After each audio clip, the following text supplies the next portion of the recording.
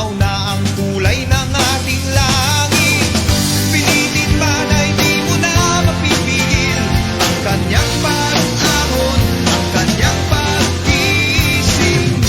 Ikaw lamang ang nais kong kapiling kung darating ang tag-araw. Lagi na lamang aking nasa sa isip ang pagsapit ng tag-araw.